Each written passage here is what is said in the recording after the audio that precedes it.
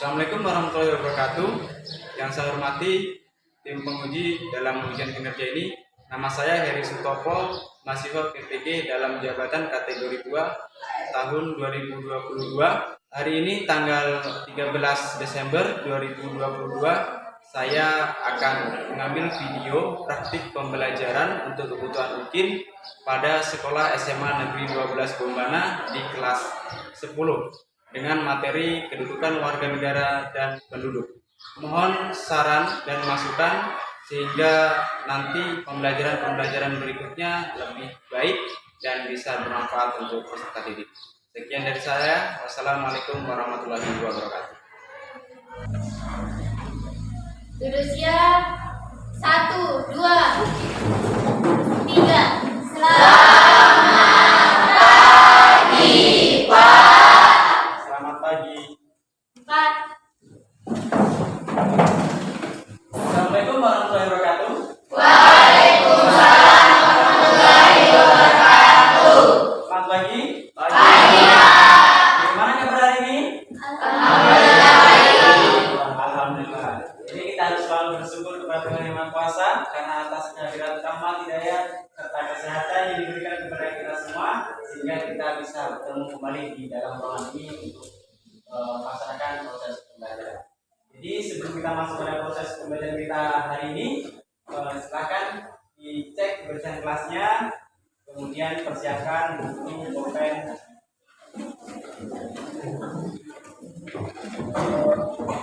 Ada siapa? Oke, sudah bersih ya?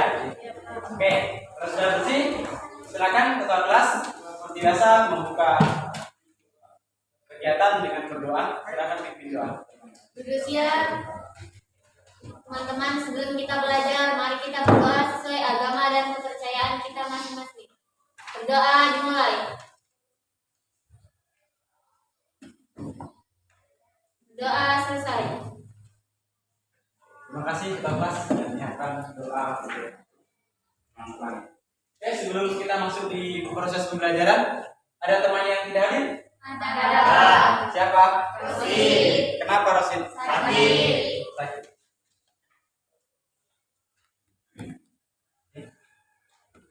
Kita harus doakan teman kita yang sakit, mudah-mudahan cepat diberikan kesembuhan sehingga bisa berkumpul kembali di ruangan itu. Ya. Oke, baiklah. Sekarang untuk menambah semangat, kemudian untuk memupuk rasa kecintaan kita terhadap tanah air, tidak ada salahnya jika pagi hari ini sebelum melakukan proses pembelajaran kita menyanyikan salah satu lagu wajib nasional. Ya, bisa dilihat di slide depan. Silakan.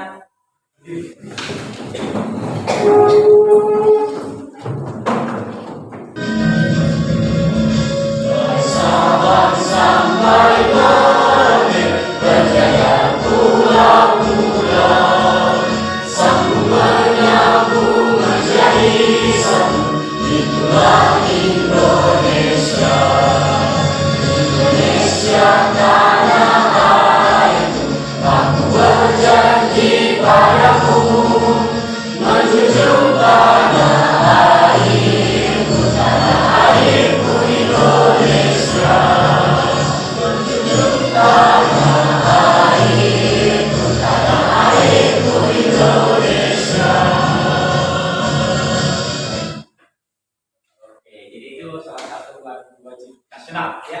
Sekarang kita lanjutkan SBG. Silakan main untuk bikin temannya ke depan. SBG, salam Pancasila, kemudian salam literasi, ya. Yang semangat ya. Ya, Pak. Salam Pancasila. Salam Pancasila. Salam literasi. Salam literasi. Literasi. Bersama kita maju bersama dengan literasi semua berkarakter. Masih main, silakan duduk kembali. Oke, yang lain silakan. Baiklah, itu SBG dan lagu wajib nasional. Sekarang kita akan masuk pada pelajaran kita hari ini, ya. Masih serambungan dengan materi-materi kita yang lalu, ya. Ada yang masih ingat materi apa yang lalu kita sudah masuk? Ya, silakan.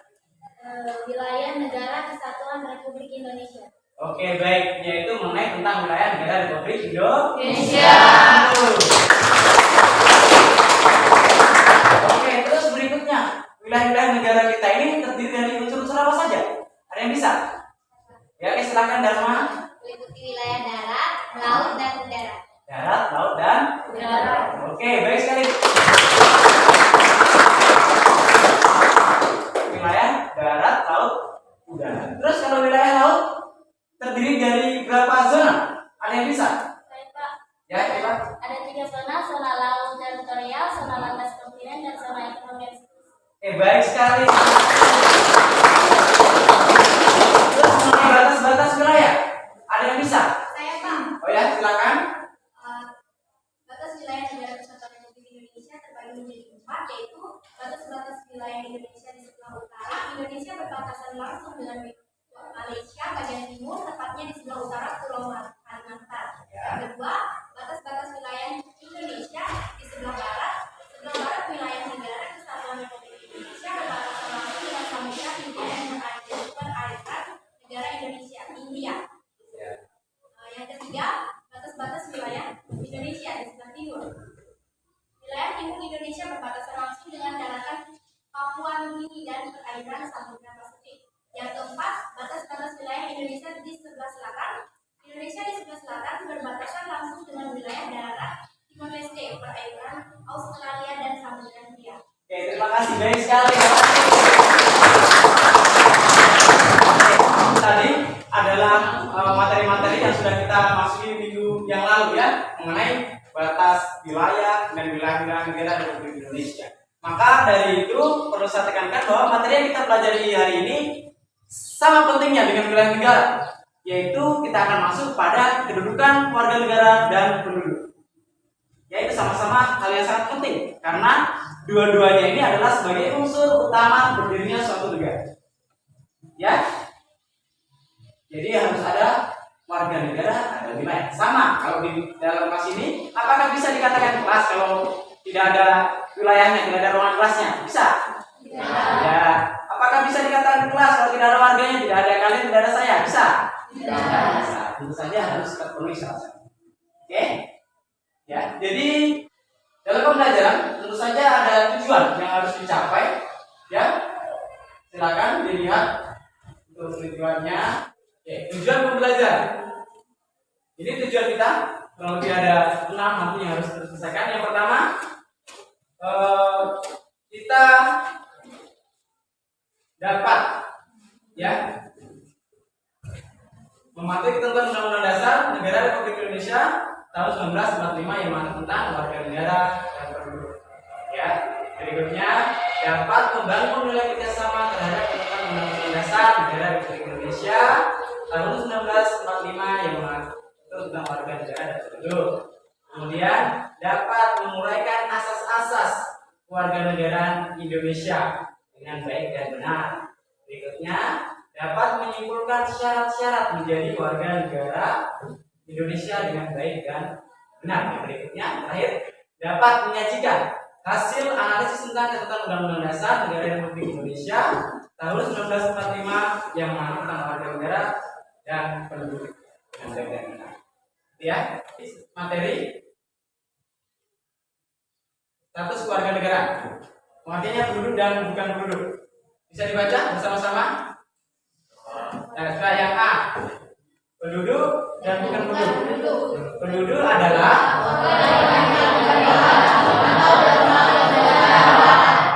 kalau bukan penduduk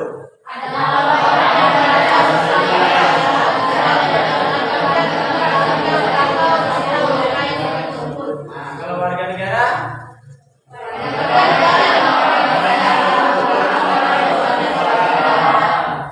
ya, jadi mudah ya. Jadi kalau penduduk berarti orang yang tempat tinggal di suatu negara itu penduduk. Ya, kalau warga negara adalah orang yang bertempat tinggal di suatu negara dan sudah diakui secara hukum oleh negara tersebut sebagai anggota. Kalau bukan warga negara, kebalikannya saja. Berarti orang yang bertempat tinggal di suatu negara tetapi belum diakui secara hukum oleh negara. Ya.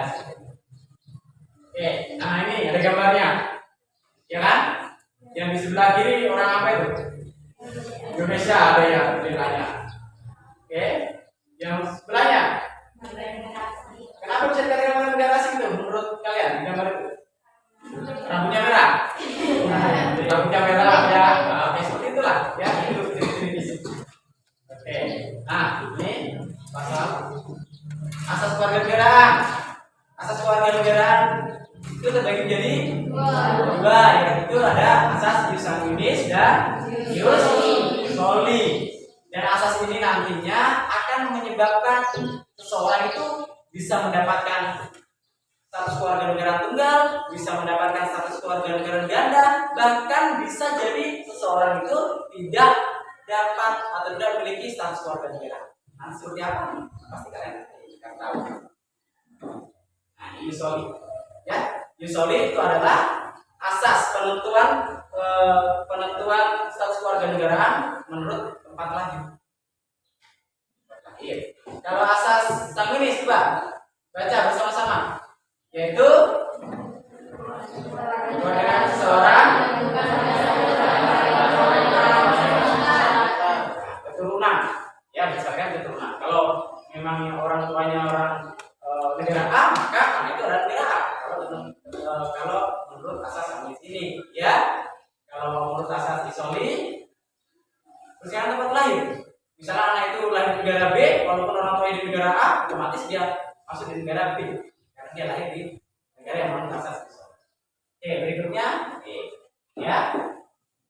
Ini bisa dilihat di bukunya sama, ya. Dan di bukunya sama. Nah ini dibuatkan poin-poinnya sekali. Ini syarat menjadi warga negara.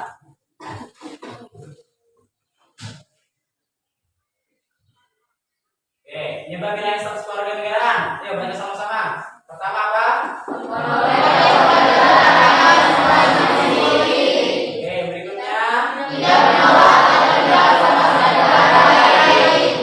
berikutnya.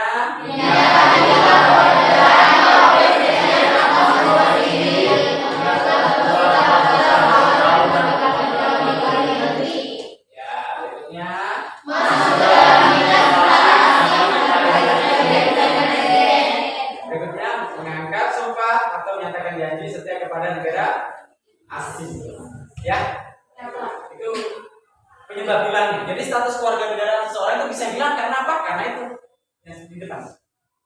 Ya. Oke. Jadi sekarang Bapak akan putarkan video, yaitu video tentang status kewarganegaraan yang berkaitan dengan artis Indonesia. Idola Bapak di mana? Agnes Monica.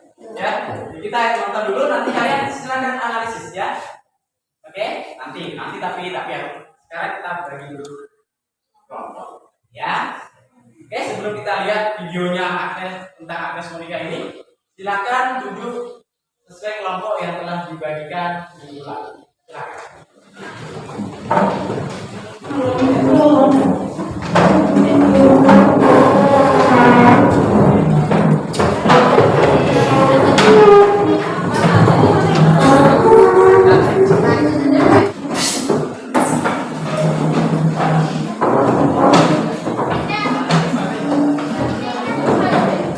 Sudah terbagi kelompok semua?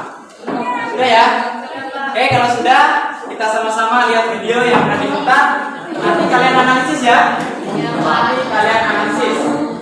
Analisis seperti apa? Sudah ada beritanya di RKPD. Nanti dilihat di RKPD-nya. Di kelompoknya kalian beberapa, berarti yang dianalisis mengenai apa tentang video itu, ya.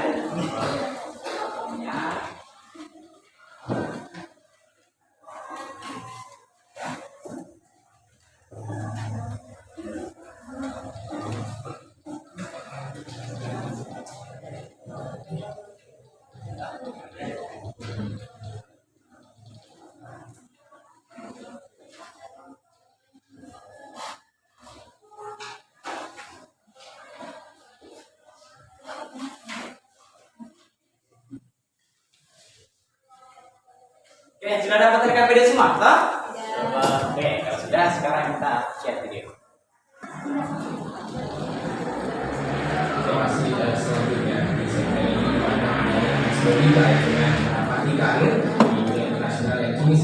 ramai diperbincangkan. Pasalnya dalam sebuah wawancara baru-baru ini Agnes menyebut dirinya tak memiliki darah Indonesia. Because I actually don't have Indonesian blood. Pernyataan Agnes ini terlontar dalam sebuah sesi wawancara di kanal YouTube Build Series. I'm also Christian, which is, Dalam bagian wawancara itu, Agnes mengaku tak memiliki darah Indonesia. like Dia mengaku berdarah Jerman, Jepang, dan Cina serta hanya lahir di Indonesia. always felt like, the people accepted me for who I was. Video ini pun menjadi viral dan menuai polemik di tengah masyarakat. Sebagian kalangan mempertanyakan nasionalisme Agnes terkait pernyataannya tersebut. Over 18,000 islands. That's wild. And each Amerika lantas buka suara terkait polemik ini melalui unggahan di media sosial Instagramnya. Agnes menyatakan meski berasal dari kalangan minoritas, yang bermaksud menyampaikan hal baik tentang keberagaman di Indonesia. I think I grew up with that.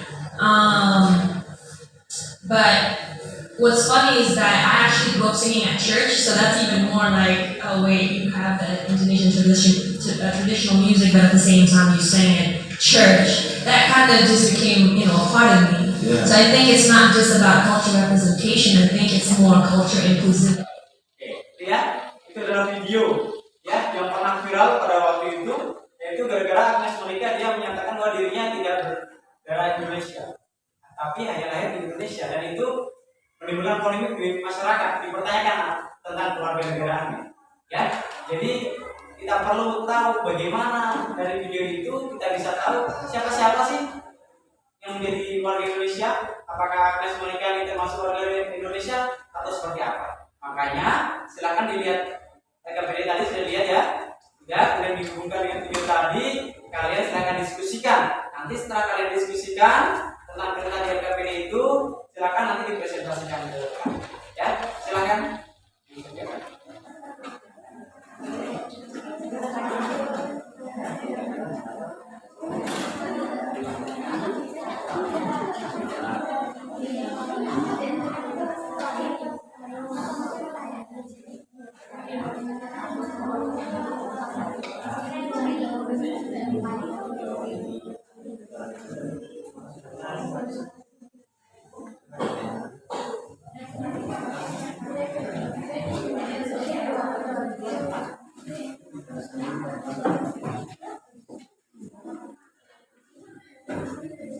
Ada kendala?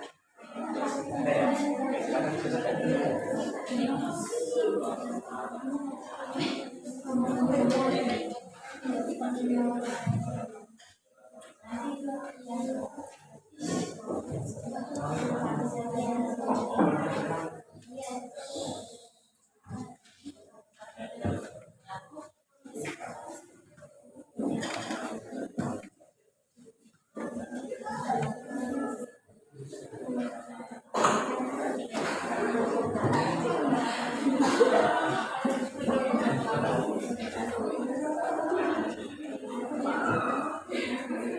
Baik, bagaimana? Sudah selesai?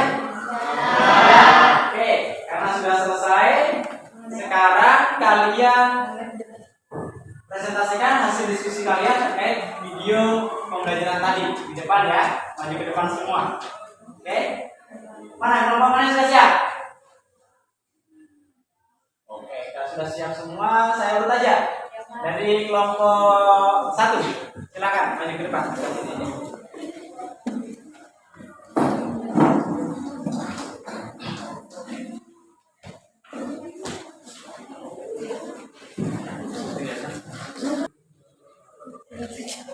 Assalamualaikum warahmatullahi wabarakatuh. Waalaikumsalam warahmatullahi wabarakatuh. Selamat pagi. Pagi. Kami dari kelompok 1 akan mempresentasikan hasil kerja dari kelompok kami yang akan dibacakan oleh teman saya. Untuk menentukan status kewarganegaraan seseorang, dapat kita lihat dari asas-asas kewarganegaraan. Yang pertama adalah asas keturunan atau ius sanguinis, yaitu menetapkan kewarganegaraan seseorang menurut keturunan dari orang yang bersangkutan.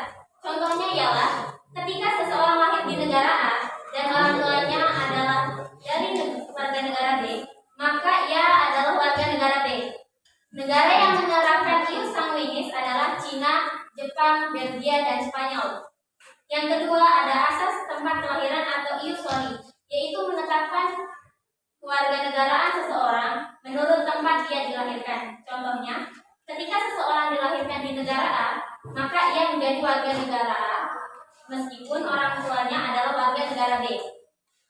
Negara yang menganut ius soli adalah Inggris, Amerika Serikat, dan Mesir. Asas kewarganegaraan yang diterapkan di Indonesia adalah asas ius sanguinis. Asas yang menentukan kewarganegaraan berdasarkan keturunan, bukan berdasarkan tempat di mana ia dilahirkan. Namun penerapan asas kewarganegaraan yang berbeda-beda oleh setiap negara dapat memunculkan masalah, termasuk yang dihadapi oleh Indonesia. Masalah kewarganegaraan tersebut adalah yang pertama adalah apatride, orang yang tidak memiliki kewarganegaraan. Yang kedua adalah bipatride, orang yang memiliki status kewarganegaraan ganda. Ya, demikian hasil dari kelompok kami. Apakah ada yang ditanyakan? Ya. Bisa dijelaskan bagaimana seseorang bisa memiliki kewarganegaraan ganda? Saya mau menjawab pertanyaan dari kelompok A. Seseorang dapat memilih kewarganegaraan ganda, misalnya adalah anak yang lahir di negara A atau mengandung asli ius soli. Sedangkan orang tua anak tersebut adalah warga negara B atau mengandung asas ius sanguinis. Maka secara otomatis anak tersebut mempunyai status kewarganegaraan ganda. Anak tersebut diakui oleh negara A karena ia lahir di negara A. Kemungkinan anak tersebut juga diakui oleh negara B karena orang tuanya berasal dari negara B.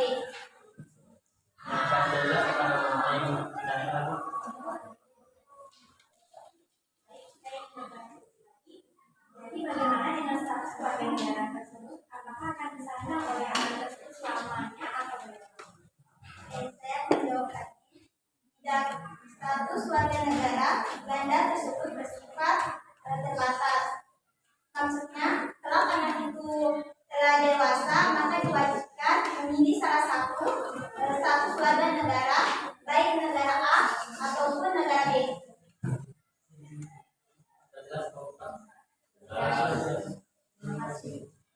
Untuk lain, apa yang ingin ditanyakan?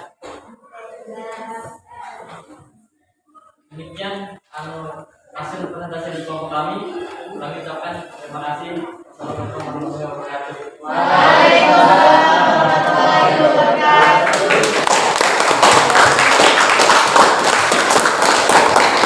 Oke, terima kasih kelompok 1 sudah memaparkan hasil diskusinya. Sekarang giliran kelompok 2. Silakan lebih cepat. Ya. Ya, kelompok 2 silakan.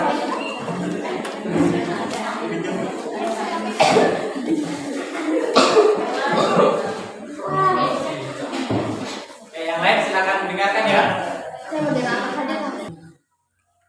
Assalamualaikum warahmatullahi wabarakatuh.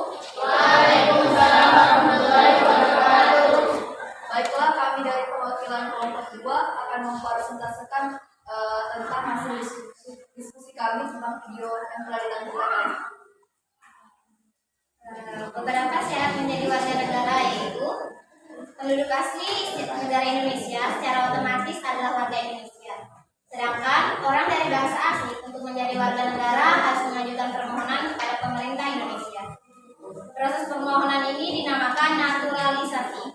Permohonan kewarganegaraan dapat dibedakan menjadi beberapa golongan, yaitu yang pertama naturalisasi biasa. Orang dari bangsa asing yang akan mengajukan permohonan kewarganegaraan dengan cara naturalisasi biasa harus memenuhi syarat sebagaimana yang ditentukan dalam pasal 9 Undang-Undang RI nomor 12 tahun 2006, yaitu yang pertama berusia 18 tahun atau sudah kawin. Yang kedua, pada waktu mengajukan permohonan sudah bertempat tinggal di wilayah negara Indonesia paling singkat 5 tahun berturut-turut atau paling singkat 10 tahun berturut-turut.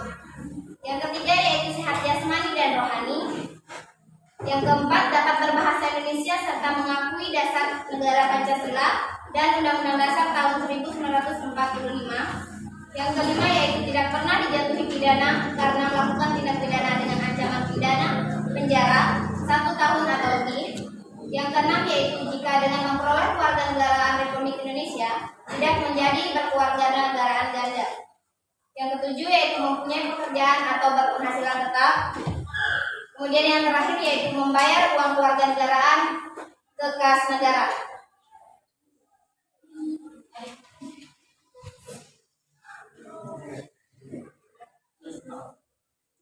Nomor 2, naturalisasi istimewa diberikan sesuai dengan ketentuan pasal 20 Undang-Undang Republik Indonesia Nomor 12 Tahun 2006.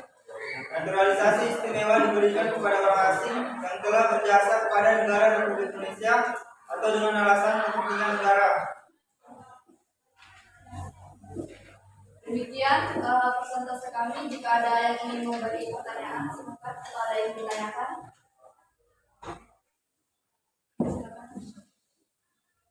Saya perwakilan dari kelompok 3 akan memberi pertanyaan. Bagaimana jika orang asing yang berjasa kepada Indonesia tersebut dia telah mempunyai status kewarganegaraan? Apakah naturalisasi tersebut tetap diberikan?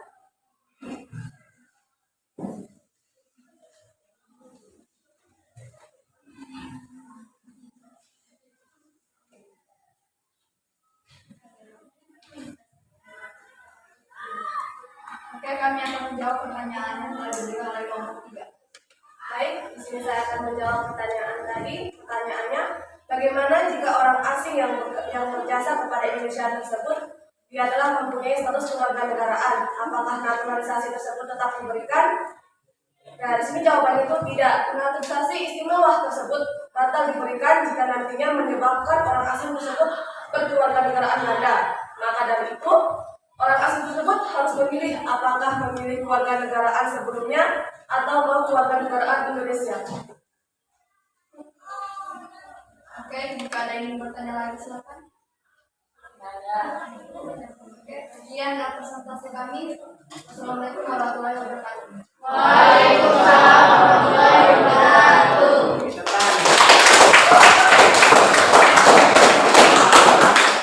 Kelompok 4, silakan maju ke depan.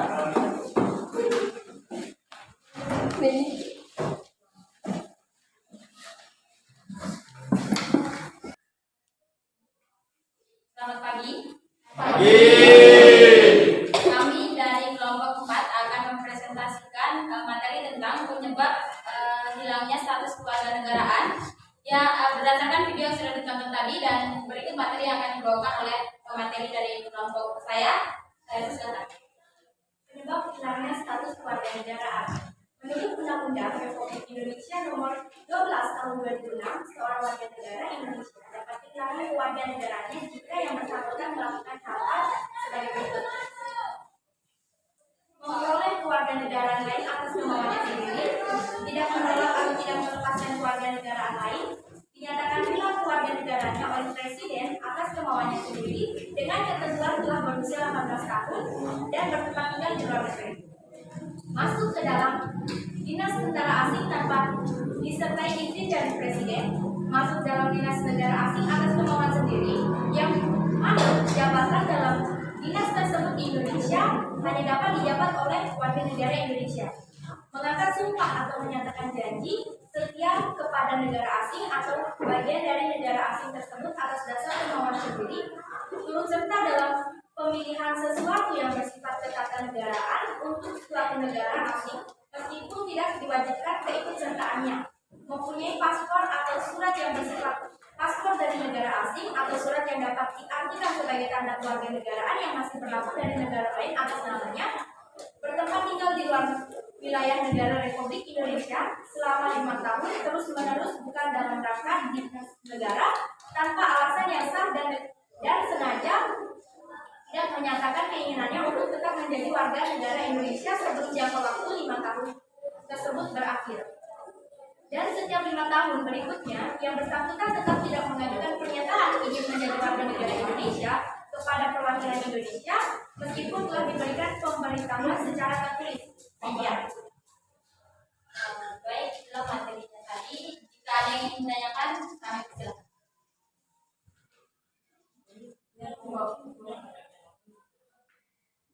Saya perwakilan dari tahun berapa ingin bertanya, apakah ada kemungkinan jika seseorang telah kehilangan status kewarganegaraan akan mendapatkan status itu kembali?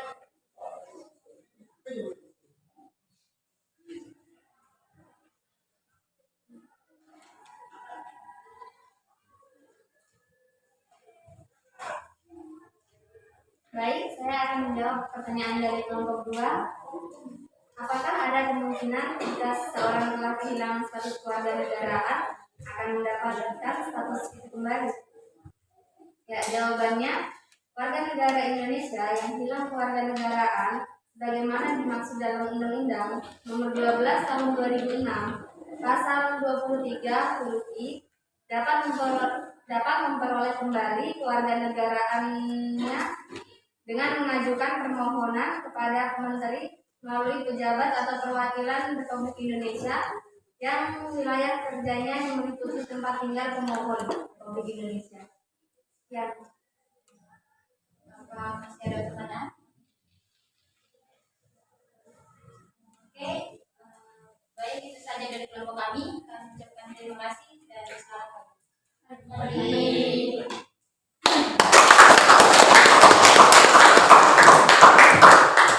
Ya, itu tadi penampilan dari kelompok 4, yaitu kelompok terakhir ya.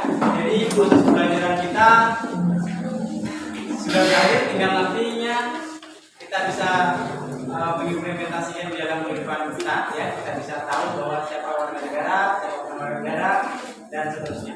Oke, dari pembelajaran tadi, dari materi tadi yang sudah disampaikan teman-temannya mengenai persentase, ada yang bisa simpulkan tentang materi kita hari ini sudah materi apa? Simpulannya tidak?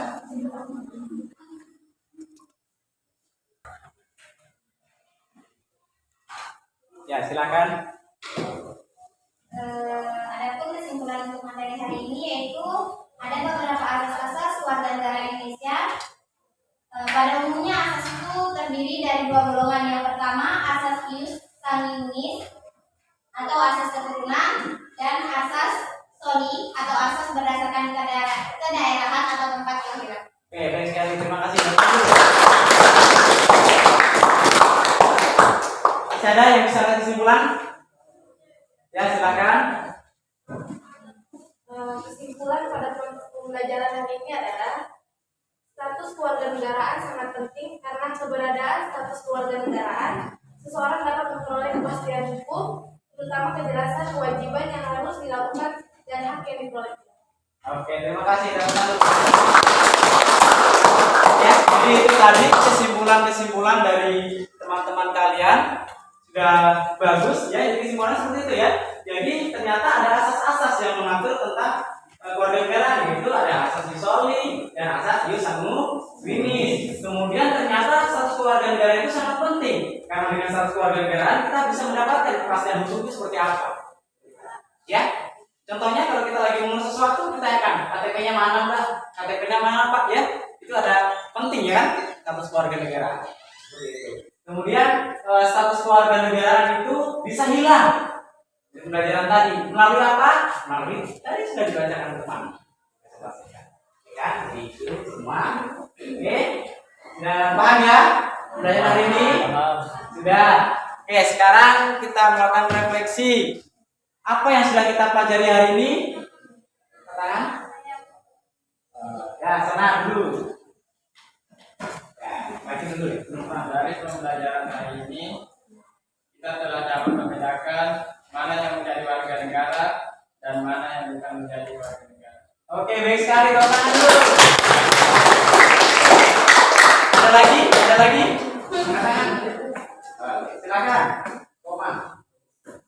Dari pembelajaran ini kami telah mengetahui apa yang menjadi syarat dan penyebab hilangnya status kewarganegaraan. Oke, baik sekali, tepuk tangan dulu. ya. Jadi itu refleksinya ya. Sudah mengetahui syarat-syarat menjadi warga negara itu seperti apa, kemudian hilangnya status warga negara itu diakibatkan oleh apa, ya kan? Dan sebagainya. Oke, jadi sebelum Bapak mengakhiri pembelajaran kita hari ini, siapkan kertasnya. Kita adakan evaluasi untuk penilaian pengetahuannya. Siapkan kertasnya, jangan lupa tulis nama, tanggal. Kemudian silakan. Bisa dilihat soalnya di atas.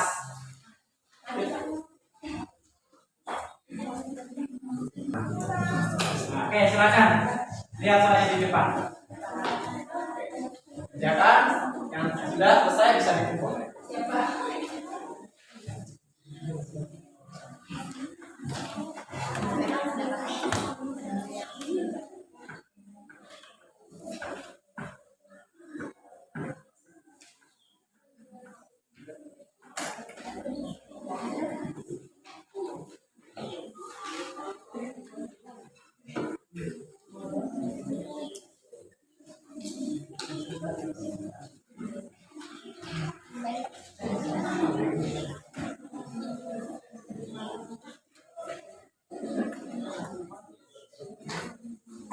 Sudah?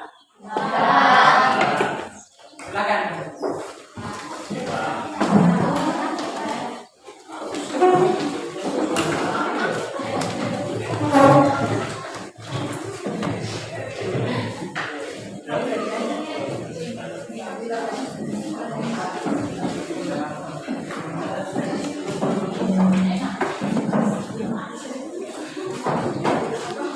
Oke ya, sudah semua? Kumpul. Oke, kalau sudah Bapak periksa dulu.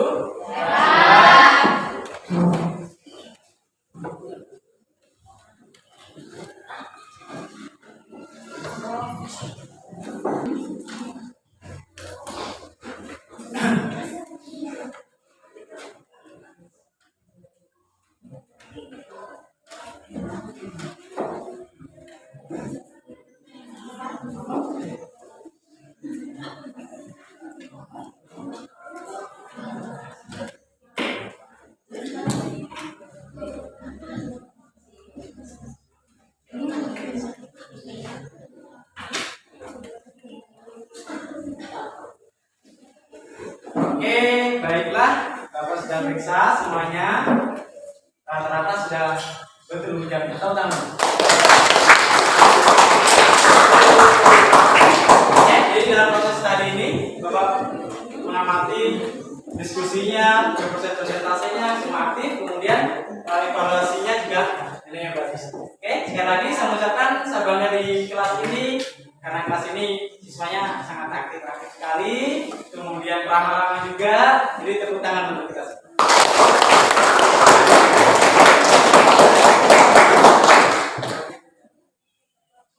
Oke, karena pembelajaran kita sudah berakhir dan terlaksana semuanya, sebelum kita keluar, silakan ketua kelas pimpin doa temannya menutup kegiatan kita. Silakan. Kemudian teman-teman, setelah kita belajar, mari kita berdoa sesuai agama dan kepercayaan kita masing-masing. Doa dimulai. Doa selesai. Oke, terima kasih ketua kelas sudah memberi doa untuk teman-temannya. Oke, baik ya. Terima kasih perhatiannya. Tertutup. Assalamualaikum warahmatullahi wabarakatuh. Waalaikumsalam warahmatullahi wabarakatuh. Duduk siap. 1, 2, 3. Terima